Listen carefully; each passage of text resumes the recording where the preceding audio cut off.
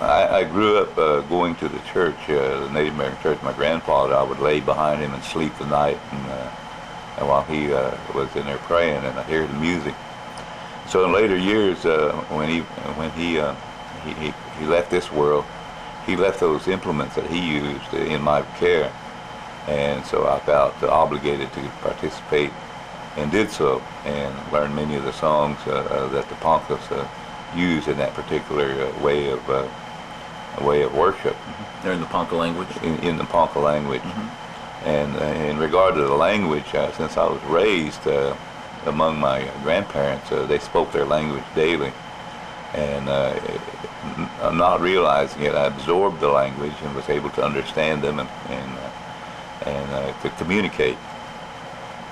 So as I became a teenager, I must have demonstrated a ability to sing, because my grandparents then went to the tribe, and in an appropriate setting and time, they wanted me to be a singer of the tribe. So they more or less paid for a seat, as is customarily done and recognized in the Ponca tribe, for me to sing around the Ponca drum. And in that course of action, I was able to sit with some of the more renowned singers of days gone by during my lifetime. Those were like Charlie Waters, and then Albert Waters, Russell Rush, Joe Rush, Harry Bufflehead, Lamont Brown, Sylvester Warrior, and to name just a few of those that were prominent singers of my growing up time. So we're talking late 50s here? Late 50s, yeah. And as a young man, I was able to sit with them and sing with them. One particular person by the name of Harry Bufflehead took particular interest in me, and his vast knowledge of music, as he's known today after his passing, he contributed a lot. There was afternoons he would come to our old home place just a few feet from where we now are, and spend the afternoon singing songs.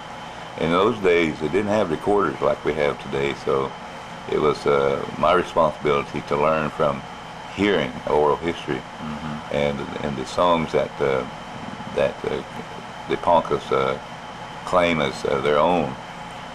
And when we move into the area of music, we find that and one who understands and studies the Ponca music finds there's a lot of history in our songs.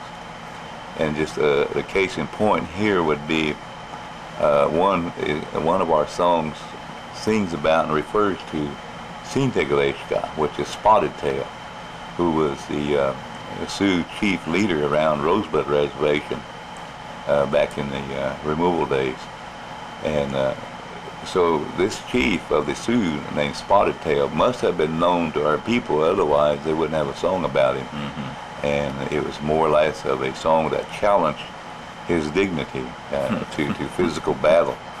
And so these words, in our song refer to many things that encompass some parts of our oral histories. It speaks to places that are not well known now around Niobrara, Nebraska. The villages that existed there at that time before their removal. There are songs about those areas. There are songs that talk about the terrain of that country, area of the country, that we don't have that same terrain here in Oklahoma today. So you just logically have to assume that the reference is to a point in somewhere in and around Niobrara, Nebraska, where the homeland was prior to removal. There's songs about implements, as well as the way of dress, about a bustle, that we see today, contemporary times in this year. A lot of the dancers dress and adorn themselves a certain way. We have songs that refer to those particular items. And there's songs about animals, there's songs for children, there's songs for society.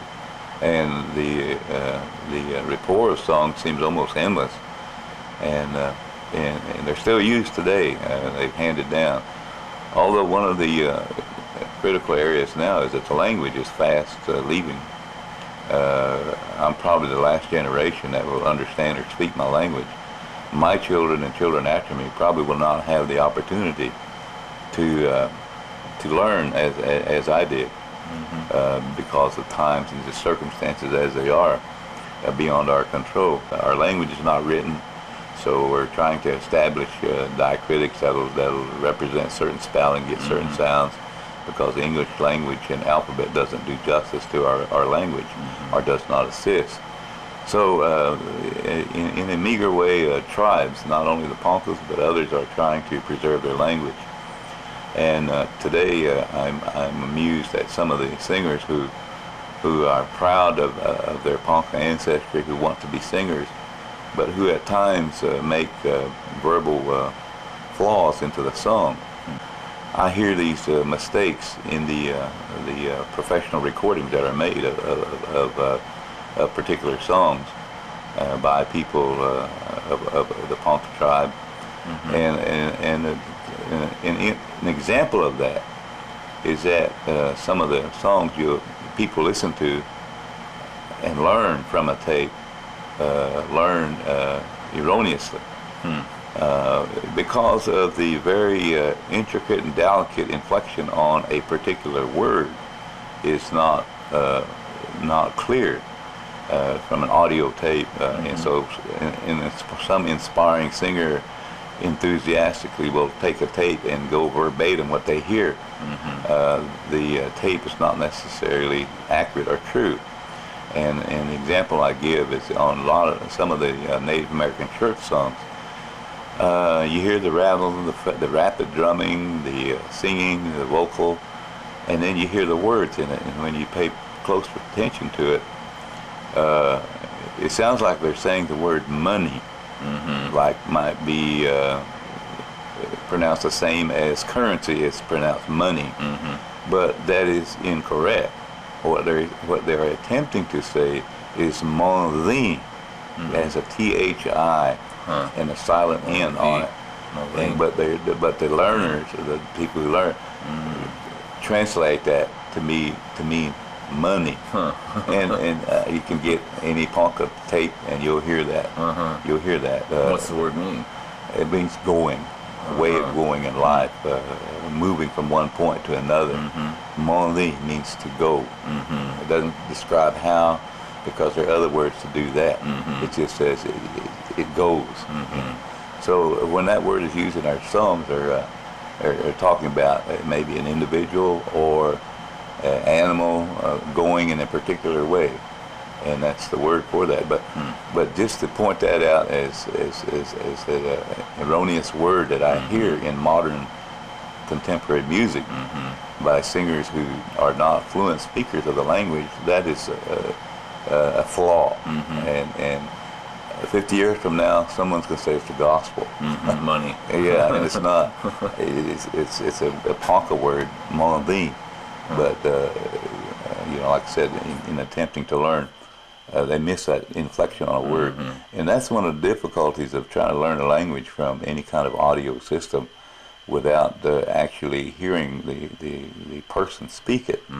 And to me, language is important in the music because it tells a story, or it gives a visual picture in the mind of what the song is about, or who it belongs to, or the purpose it was made and the time that it was made. And to know the history of a song is lacking to a great degree in these times of modern day. And what Mr. Harry Buffalohead was able to provide for me was a history to some of the music that he was able to teach me about. And so I feel good about that, and I'm fortunate that he looked upon my grandfather as a close friend, and he in turn was learning from my grandfather. So it was kind of like a trade-off. He was learning what he wanted to learn from my grandfather, and then he was giving to me, a grandson, what he learned about the singing ground, what we call the big drum or the powwow drum, and his wisdom and knowledge and his memory of songs, and then how the song came to be and the story that went with it. So that's it's a small flavor of Ponca music.